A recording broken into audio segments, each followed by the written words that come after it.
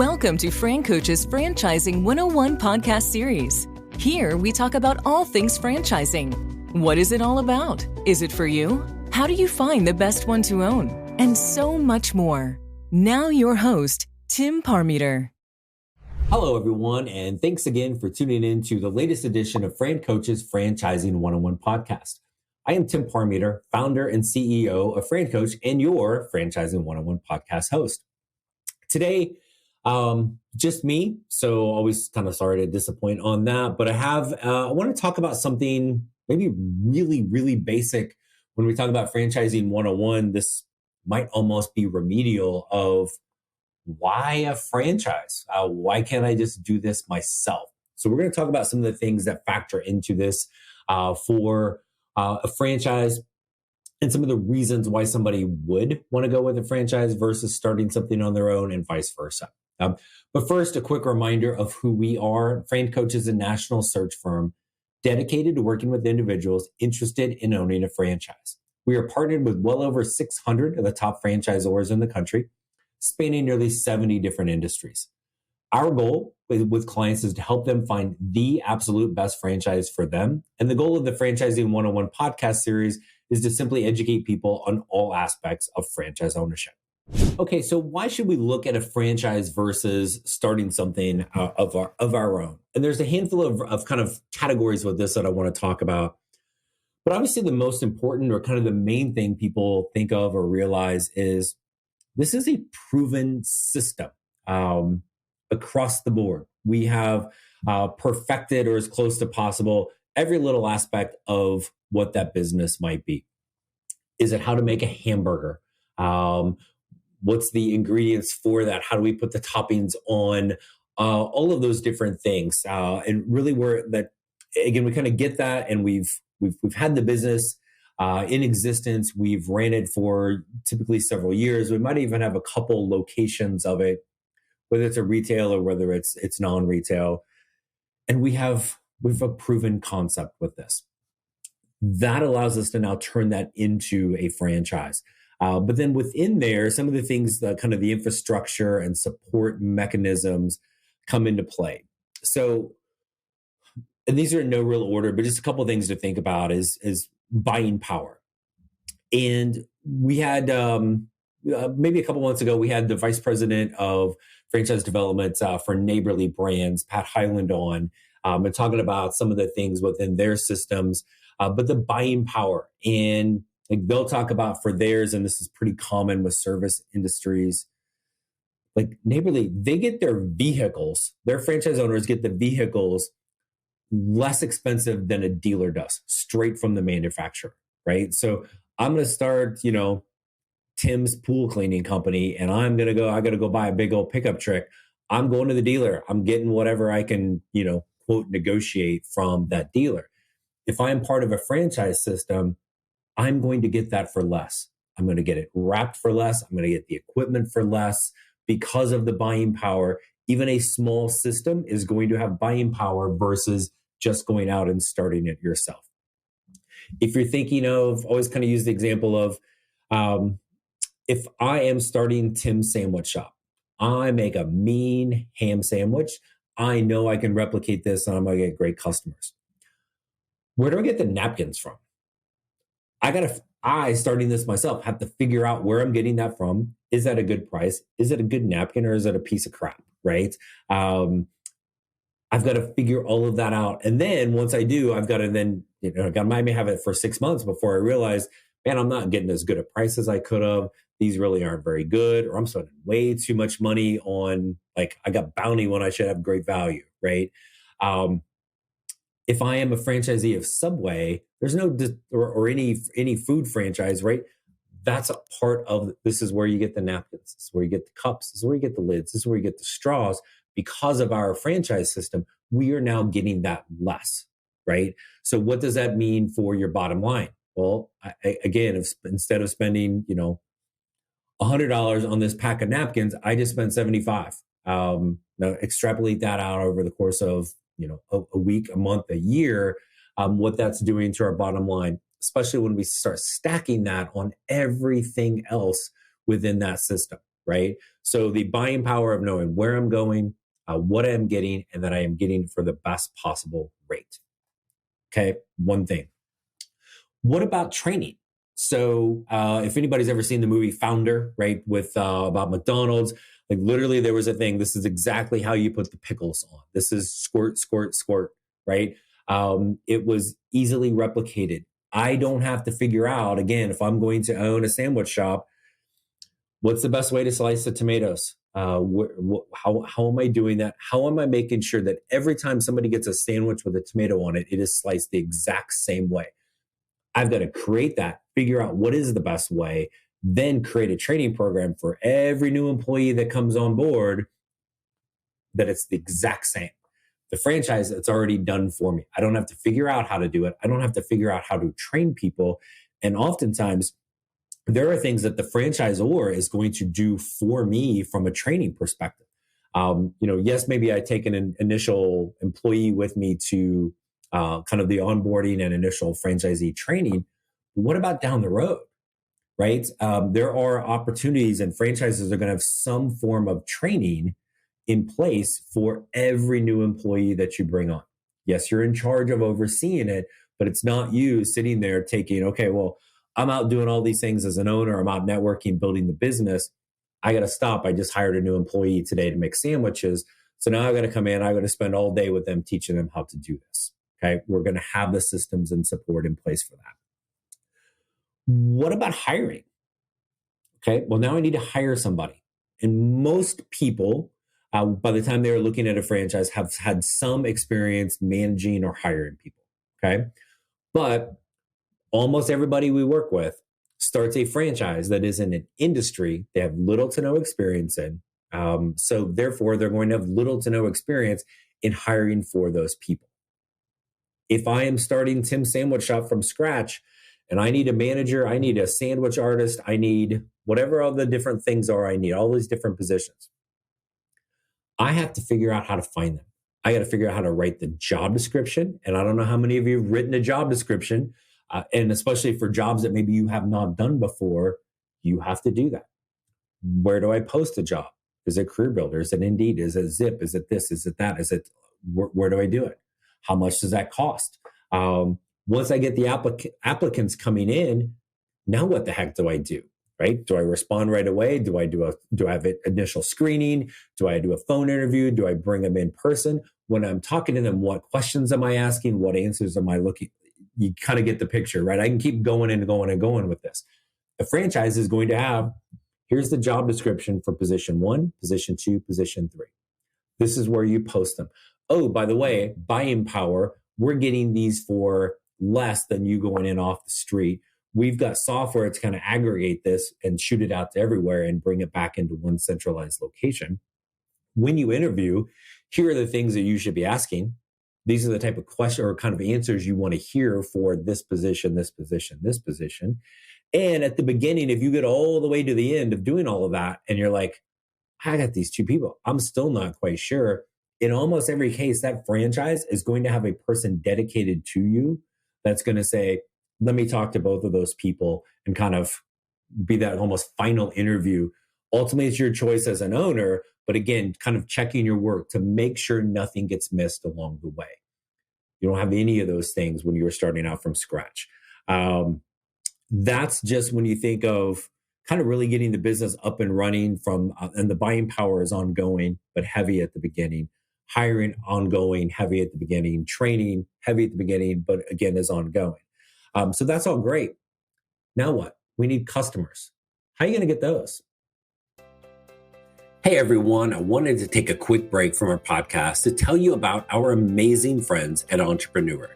If you're looking to become a franchisee or simply learn more about business ownership, and guys, let's be honest, you're listening to the Franchising 101 podcast, so we know you have some interest in this. And I really encourage you to go to entrepreneur.com to check out all of their great content and resources. Seriously, Entrepreneur has everything, all the way from a bookstore to the best podcasts, webinars, and videos, plus information on upcoming events and the latest articles that seriously, they cover all aspects of franchising and business ownership.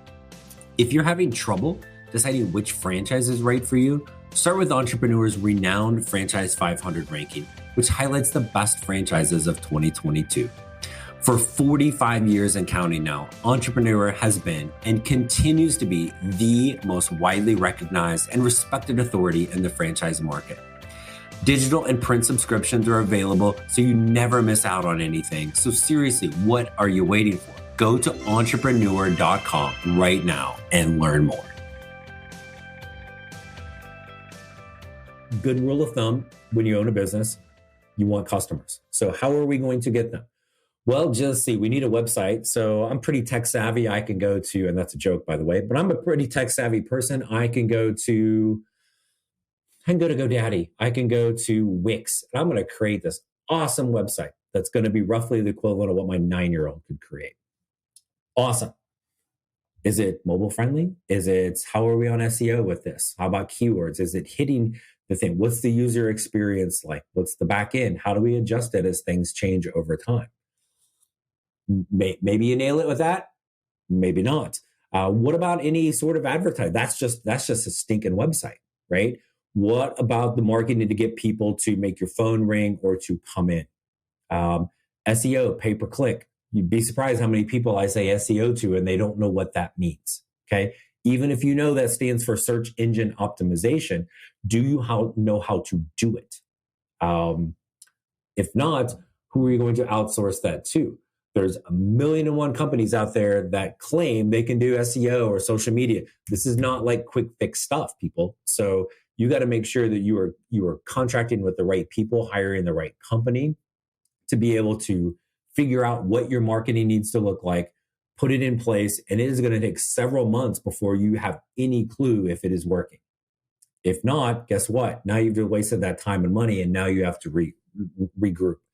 A franchise, proven system, proven all of these things. They're going to know, okay, this is what you're going to do. This is what our marketing looks like. They're going to have a lot of that already done for you. This might be a group we outsource with. Some are going to have it in-house, right? Yes, you're going to spend money on that, but they're going to explain to you how much money you need to spend for X number of revenue. I want to hit this goal, therefore I need to spend this on marketing, right? All of these different types of things.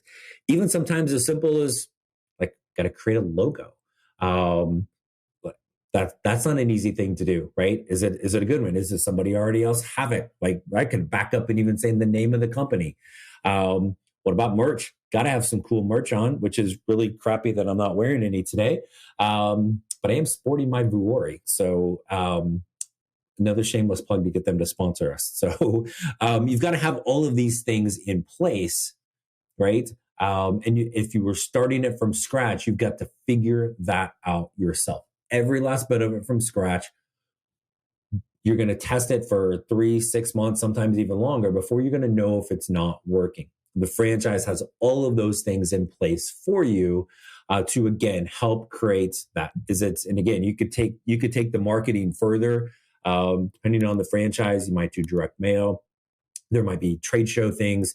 All of those things also you're going to get at a lower price point, again, based on that buying power of the overall franchise system versus just me with Tim's Sandwich Shop going in and thinking, hey, I'm going to compete on SEO with Subway, with Firehouse, with Jimmy John's, right? I'm going to be at the top of Google. You're not going to spend more than them, people. So how are you going to do that, right? That's where those things get in. How far, if you Google something, sandwich place near me, how many times are you going to get to page 2 on anything? Like the statistics on that is like 90+% of the people never get past page 1, right?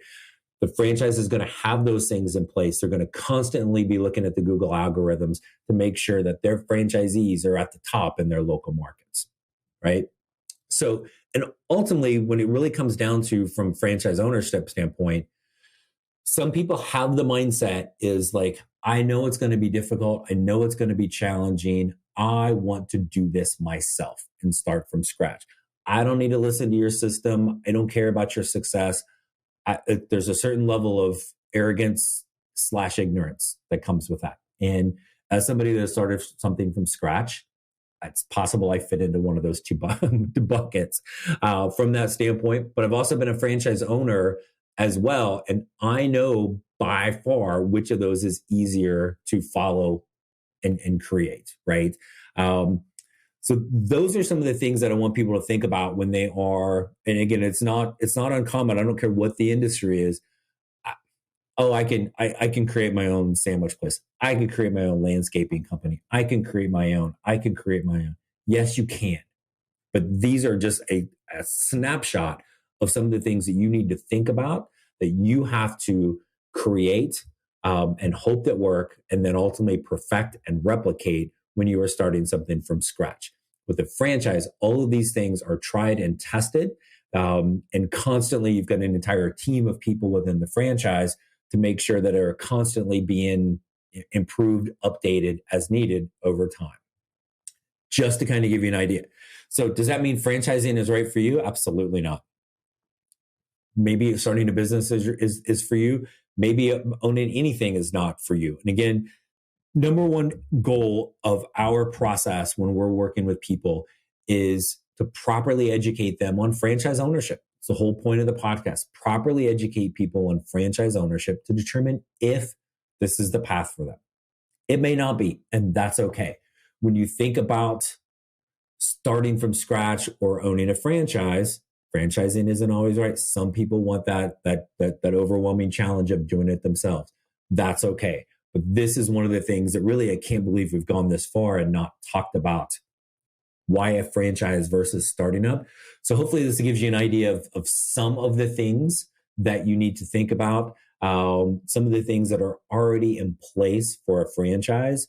And then the last piece of this, we've talked a lot about our process. And as we get through all of the vetting of the franchise, once we've gone through everything we do to get you connected to 3-ish brands, 6 to 8 weeks of mutual vetting with that franchise. And then at the end, you're going to go to a meet the team day / discovery day. Terms are interchangeable. We've done a couple of podcasts just on this. And every single person that goes there, like no matter how much they've learned, and they come out of there and they're like literally like their head is spinning from all the information, the levels and the depths of support from that franchise, the people in place. And I don't care. We literally just started my day today with a text from somebody that was at a Meet the Team day just yesterday. And honestly, a more emerging brand, right? They're under 50 locations.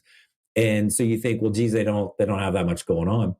Our clients were absolutely overwhelmed. In fact, it was like, he made the comment, his brain hurts from all the information that was coming to him, and just absolutely overwhelmed with support, right? So even on something that is smaller, seemingly newer, this is the level of things that you're going to have, right? So that's why you do a franchise and not starting from scratch, or that's why you start from scratch and not a franchise, depending on which side of the equation you have with that.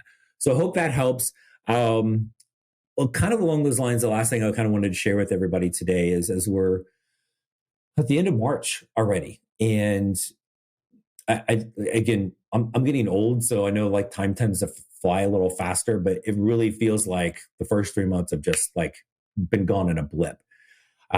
So if you're still sitting there, maybe it was somebody you were like, hey, start of the year, like, hey, this is my time. This job sucks. I want to get out, whatever. This is a long process to work to find the franchise and to get one open, but we still have time to get something open for you in 2023. So I highly encourage you to reach out to us, FranCoach.net, franchising101podcast.net. Connect with us. Again, there's never any fee for our service to work with us and our team to help you determine if this is the right path for you, and if so, what's ultimately the best franchise for you, so we can help you create your better tomorrow. Thanks everybody for joining us. We look forward to talking with you again very soon. Have a fantastic day.